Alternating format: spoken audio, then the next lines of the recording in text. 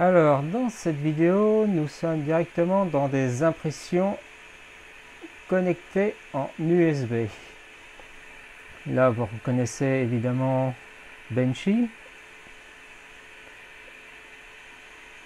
Et pour ce faire, on est connecté en USB.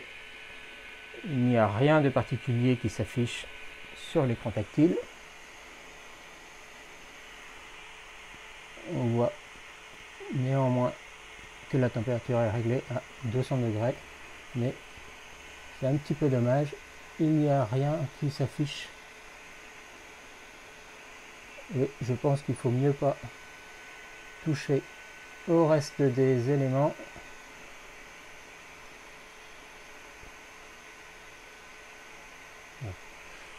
Si on ne veut pas bloquer l'impression. Alors j'ai fait différents tests avec la carte micro SD fournie et visiblement mes fichiers sur la carte SD sont corrompus ou j'ai un problème de lecture puisque chaque fois ça a avorté. Il n'y a que le brin d'ADN qui a marché jusqu'à que ça se décolle.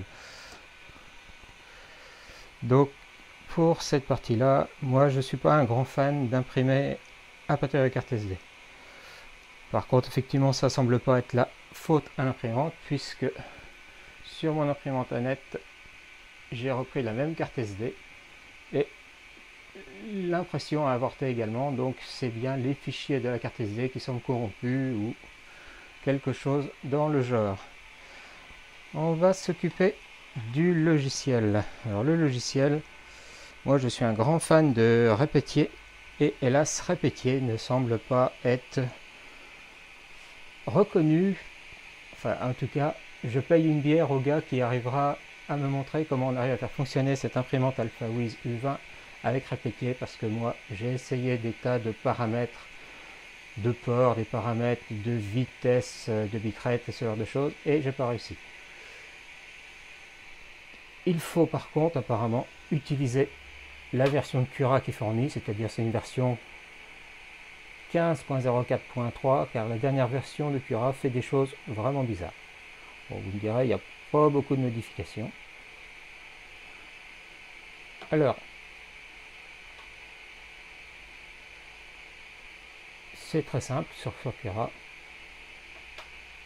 Je vais poser ça. Hop. On va dans Réglage machine. Ensuite, il y a juste à renseigner les dimensions 300 par 300 par 400 de la taille d'impression, de cocher qu'on a un plateau chauffant, de renommer la machine comme on veut et de sélectionner le port COM qui a été défini lors de l'installation du pilote de la carte de communication USB vers RS232. Le débit en baud, lui, reste en automatique, ce qui n'est pas défini sur l'autre outil Repetier. Voilà. Et donc là, je ne sais pas si vous entendez, l'impression de mon Benchy vient de se terminer. Continuons. Ensuite, alors si vous n'avez pas branché en USB votre imprimante, à la place de ce bouton là vous aurez une disquette qui vous propose de sauver le fichier G-code sur la carte SD. Lorsque l'on branche l'imprimante en USB et lorsque sur la fenêtre préférences vous avez choisi Prompter Face UI au lieu de Simple, et bien vous avez accès à ce panneau de pilotage qui vous permet, comme on le voit, de déplacer la tête sur les axes X, Y et Z et qui permet de contrôler la température de la buse d'impression et le plateau chauffant. Ensuite, vous n'avez plus qu'à importer un fichier STL ou d'autres formats qui sont compatible avec Cura. Vous le mettez à la taille que vous voulez avec le bouton en bas qui est là. Vous le coupez si vous avez besoin ici, vous le retournez si vous avez besoin également. Ça vous dit directement par rapport à vos paramètres d'impression quelle est la durée ici.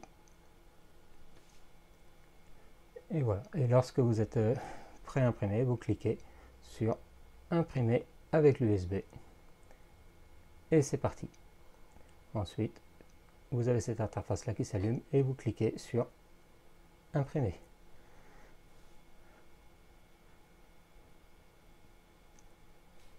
Je n'ai pas changé le moindre paramètre sur le bandeau qui est là.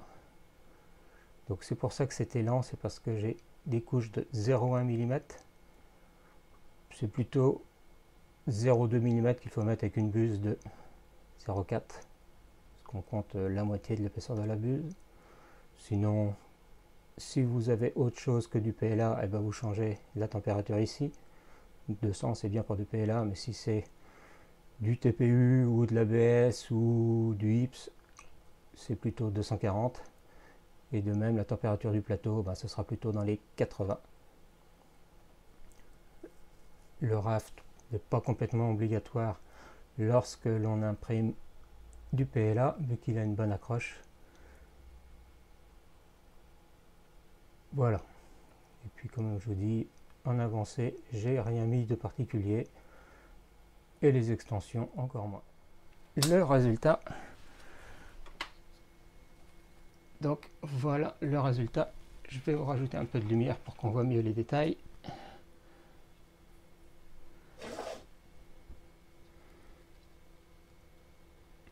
Donc, comme on le voit, la qualité d'impression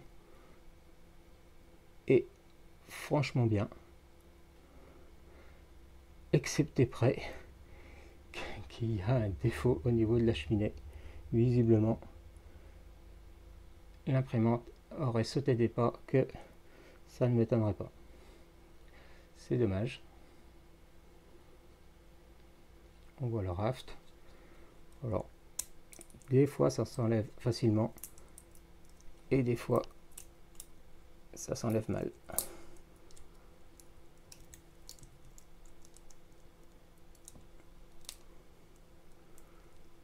Et dans ce cas, ça s'enlève